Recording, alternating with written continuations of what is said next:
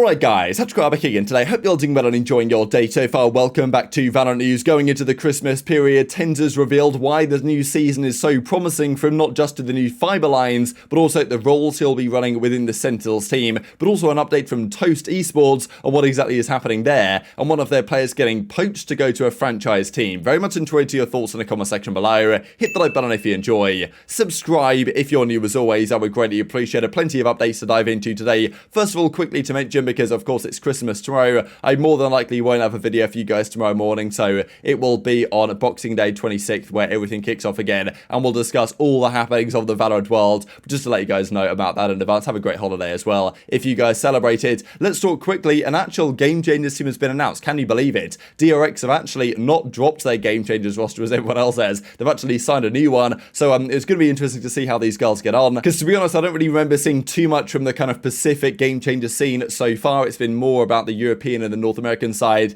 as it stands, so pretty cool announcement from the DRX side. This also from Jovi, the classic contract gift that I'm absolutely sick of at this point, but it's happened again. So Jovi, formerly of 100 Thieves, analyst over there for a time, he's now signed a new deal elsewhere, presumably for some sort of other partnership team. I guess we'll see over the coming days where this could potentially be. There might be some rumors you guys are aware of. If there are, let me know in the comments section below. This also from Enterprise Esports, confirmation then that Benji Fishy will of course be leaving NRG as we saw a few days ago, and will be joining Enterprise Esports for Valorant and playing in the VCL, the kind of Valorant whatever league they exactly call it, in the Surge side, basically East Europe, all this type of good stuff. So pretty crazy stuff to think about that this is actually happening. But yeah, Benji Fishy officially gone from NRG, searching for a new challenge, and will be interesting to see his progress there, because of course look, he's not just going to step into a starting Valorant team on the franchise side, but if he impresses over the next few months, he's got the name value, he's obviously got the following, there's a good chance that a franchise team at some point takes a chance on this guy, at least onto like a 6-man lineup,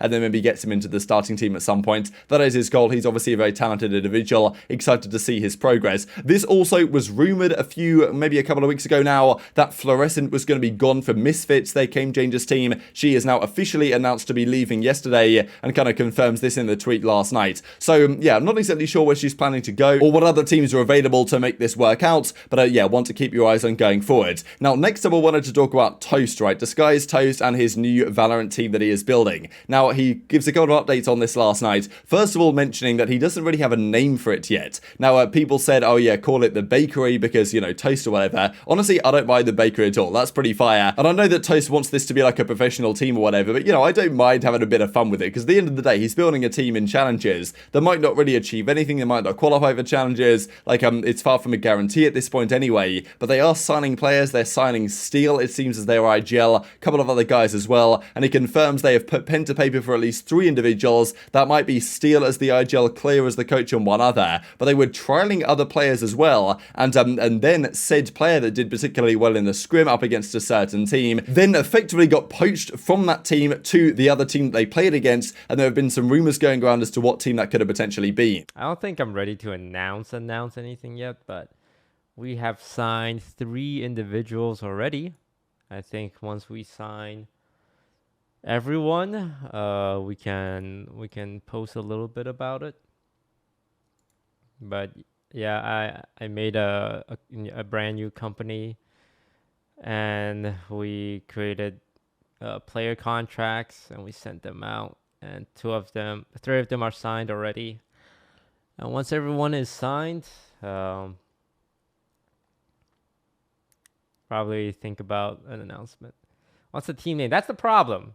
I don't have a team name. And I was hoping, one of the things I wanted to do with the stream is to come up with a team name. But I know chat's going to just say really dumb stuff like, oh, call it the bakery because you're toast. TOAST Esports. I don't want the word esports in my name. I also had my first team owner experience of kind of having a player sniped from me. We were gonna sign a player, but another org signed him after we scrimmed against them, because that player did pretty well. And I was like, wow, I guess you could just do that, huh? Because we were trying out players. It's like, oh, I like this guy. This guy's pretty good. Well, let's test him out against another team. It's like, okay, he did pretty well. And then the other team's like, you're right. You're right. He did do pretty well.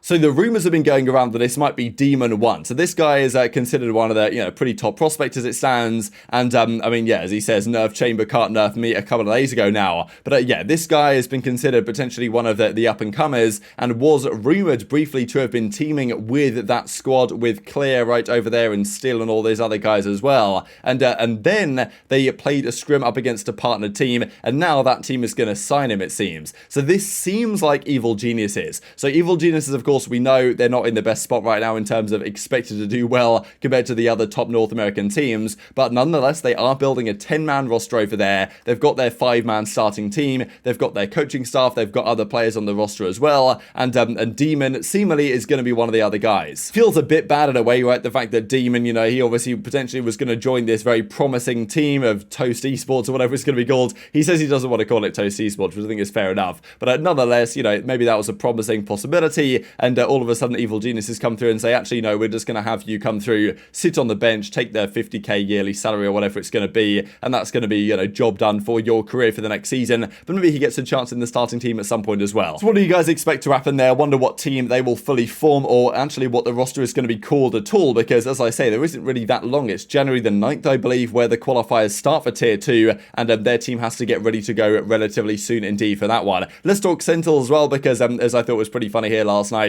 with all the views now arriving on Twitter, like this is a pretty good format here. Heart for Cloud9, retweet for 100 Thieves, comment for NRG, and then of course views for Sentinels, and then Sentinels of course absolutely dominated the views compared to everything else. But and even as they say in the reply, EG not even mentioned who even is Evil Genius is. So yeah, they're obviously not looking so promising right now theoretically, but Sentinels certainly should be, with Sassy getting the visa and everything sorted for the upcoming season more than likely. Now TenZ has been talking on stream about the roles that he's going to be playing, discussing the possibility of playing multiple different roles, not just using the Jet all the time, not just using the Chamber all the time, but playing many different agents going forward. I think this is a feature of many teams as they go into 2023 with the new meta, right, that no one really knows what exactly going to be, whether a double duelist can work, whether there's other possibilities that they're considering, but Sentinels are hoping they can be as flexible as they can be, and TenZ is certainly trying to do exactly that, saying that he will use the operator whenever he realistically can, but he'll be playing multiple different agents going forwards. What is your role for the team?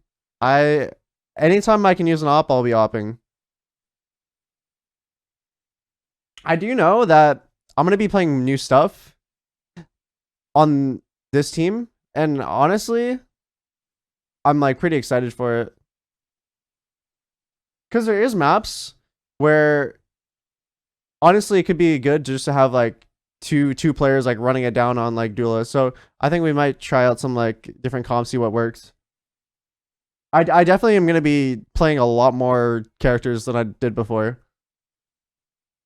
And I f with it because the thing is, learning a new character isn't that hard.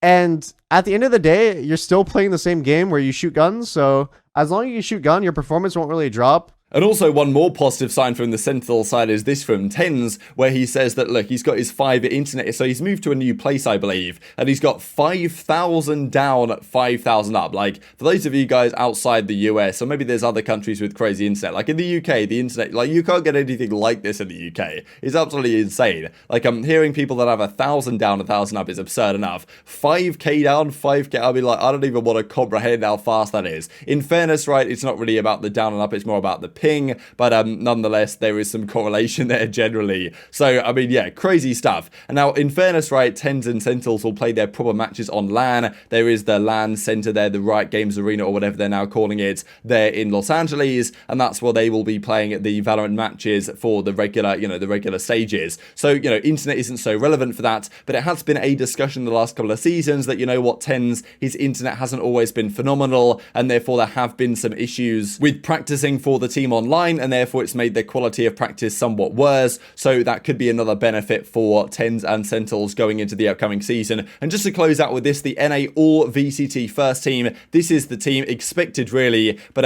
it's basically the entire OpTic roster, but with zyppan instead of FNS. So Victor, Ye, Marved, Crashies all won the voting for the best players in their respective roles, with zyppan winning the best player on the flex of the season. And even as Ye says, did FNS dirty? Wow, this could have been, looks right rather familiar. Even that's what Chet says here, looks familiar, and Marv says get carried. So, you know, still, these guys can't stop talking about each other on Twitter right now. It's kind of entertaining. Like, how long until we get NRG Marv? I suppose we will have to wait and see. Now, just to show this, I thought was pretty cool from Wilmud. He puts together all the voting for this. So, for the, for Ye's particular, the Opera role, Ye, Creo, Tex, of course, then Dicey, B-Dog, rounded out the top 5. 29 first place votes here for Ye. Then if we look at the duelist, it was Victor, Jorgemo, Leaf, babybay, and TenZ. Then Sire player coming down here with 2 first place votes, 24 points in total. Then on the flex roll, Zekken dominated this one, 91 points for the first place. Then people were really confused, well, not confused, but the people had different opinions